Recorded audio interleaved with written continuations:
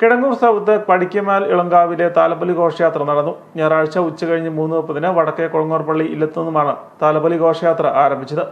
NSS കരയോഗത്തിന്റെ നേതൃത്വത്തിലാണ് താലപ്പൊലി ഘോഷയാത്ര നടന്നത്. നിരവധി സ്ത്രീകൾ താലപ്പൊലി ഘോഷയാത്രയിൽ പങ്കെടുത്തു.